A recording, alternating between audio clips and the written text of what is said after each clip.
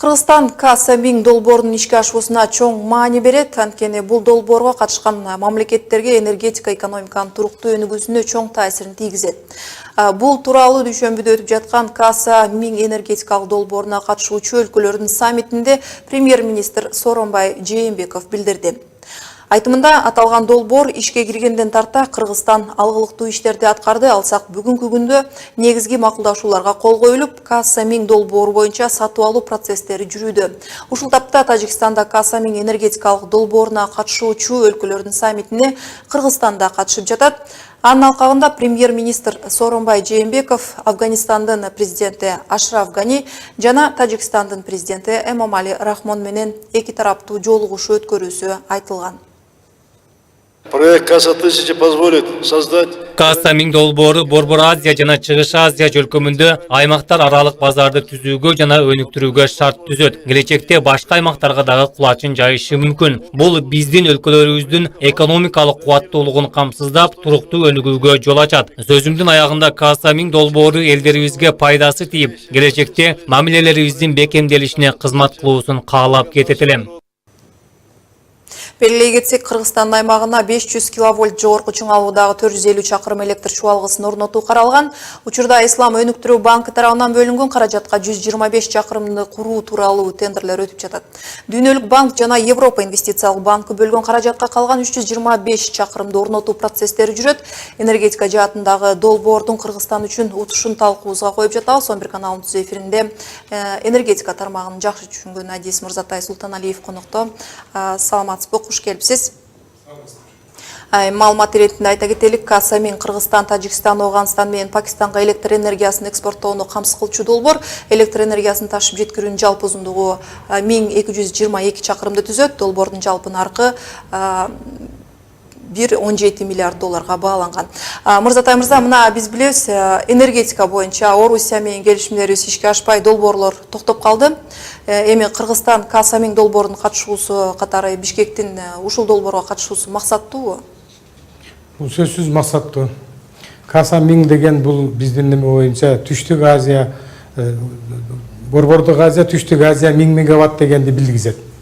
Биринчиден биз бул проекттин негизинде Түштүк Азияга электр энергияга сатып чыгууга мүмкүнчүлүгүбүз бар, болот. Экинчиден биз азыр Кыргызстандын Датка подстанциясынан Тажикстандын Сок подстанциясына чейин 477 километр 500 киловольттук линия курулат. Мунун негизинде бул проекттин негизинде 15 жылдын ичинде ушул каражаттардын баардыгы артка кайрымдуу болуп, ушуга жасалган каражаттардын баардыгы өзүн өзү акташ керек 15 жылдын ичинде. Ошондой кылып бул техникалык эсептөө немеси түзүлгөндө баардыгы. Ошол эле кезде Кыргызстан катышып жаткан соң өзүнүн милдеттери да бар, туурабы? Да. Кыргызстан милдеттери кандай болот айтып берсеңиз? Кыргызстандын милдеттери бар сөзсүз. Ал жерде мындай да 477 километр линияга 233 миллион доллар сарпталат. Бул жерде бул каражатты Дүйнөлүк банк, Европалык инвестициялык банк, Исламдык өнүгүү банкы, анан Кыргызстандын өзүнүн салымы менен ушул проект курулуп жатат. Курула баштайт. Бүгүнкү күнү болсо Кыргызстанда баягы предквалификационный тендерлердин жүргүзүлүп бүттү. 1-2 лот калды. Ошол 2 лотту бүткөндөн кийин тендердин баягы сатып алуу процедуралары аяктайт дагы. Эмдиги жылдан баштап бул проектти ишке аша баштайт. Негизи бул долбоорго байланыштуу түрдүү ойлор айтылып келе жатат. Өлкө энергетикалык керектөөсүн камсыздай албай жатып, сыртка импорттоо кыйын болот дешип. Айтор, бул долбоордун түшүмүн кандай баалайт элеңиз? Эми мындай ойлор көп элдер айтып жатышат, бирок биринчиден бул проектте экспорт электр энергия май айынан сентябрь айы ичи жай убагында гана берилет. Бул бир. Экинчи, бизде жай убагында баягы суунун келиши көп болот. Ошон үчүн бул убакытта 5-6 айдын ичинде режимдерди эсептеп, тигил жакка биз экспортко чыгара турган электр энергияны ошол режим менен эсептеп туруп кете турган электр энергияны биз мурдатан эсептеп экспорт кылганга мүмкүнчүлүгүбүз бар. Мисалы генерирующий бизде мощностьтор жок, анан тигил бул деген сөздөр ал туура эмес. Энергетиктер режим менен иштеп экспорт кылганга мүмкүнчүлүк бар. Сиздин да кабарыңыз бар, жакында эле Чакан ГЭСтерди куруу боюнча чехиялык компания отту. ГЭСтер курулуп калса, анын пайдасынан тышкары маселе жарата турган жактары барбы? Бул сөзсүз эми бул бүгүнкү күнү бизде мындай жумуш көп жүрүп атпайбы?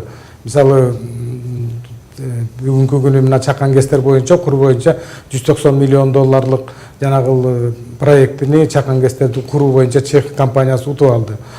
Бул дагы эмнеге алып келет? Эртеңки күнү ошол ГЭСтер курулуп калса, бизде генерирующий мощностьтор чыгат. Андан сырткары деле энергетиканын өзүнүн мүмкүнчүлүктөрү бар. Азыркы күнү мына бүгүнкү күнү энергетиктер анын үстүндө иштеп атышат. Жанагы жоготуулар тууралуу ТЭЦке болсо 2 жаңы блок киргизилип атат.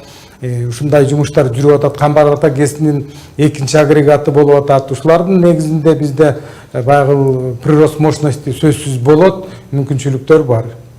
Өткөндө да сүйлөшкөн элек, азыр да сурай кетейин, өкмөт 2017-2020 жылдарга электр энергиясына болгон бааны карап жатат, бирок бүгүнкү күнү ачык эч нерсе айтыла элек.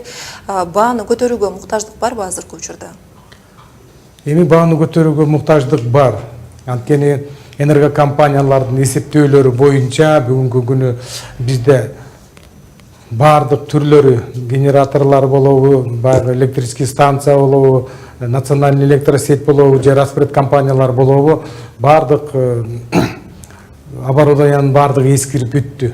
Убагында алмашылып келген эмес. Бизде мына мисалы өзгөчө 90-жылдан баштап 2005-жылга чейин көп нерсе жасалбай калган. Ошонун негизинде бизде бир азыраак неме болуп атат. Баягы каражаттын жетишпешсиздиги, электр энергиянын тарифин көтөргөнгө муктаждык бар, бирок азыркы күнү чечилип атат. Эми быйылкы жылы көтөрбөйбүз деп. Эгерде эсептеп көрө турган болсок, дүйнө жүзү боюнча эң кичинекей тариф, эң аз тариф Кыргызстанда азырчы.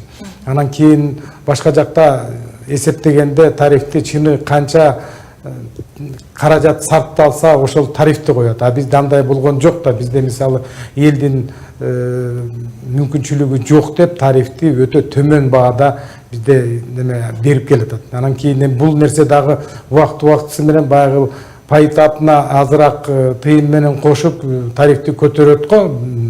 Анын үчүн баягы энергетиканы жөнгө салуу агенттиги иштеп келатат. Алардын дагы өзлөрүнүн программасы бар. Кыргыз энергия холдингинин программасы бар. Бул боюнча алар иштешет го, анан чечилет маселе. Маегиңизге рахмат айтам. Энергетика боюнча адис Мырзатай Султаналиев менен энергияны экспорттоо камсыз кылчу долбоор тууралуу баарлаштык. Рахмат сизге.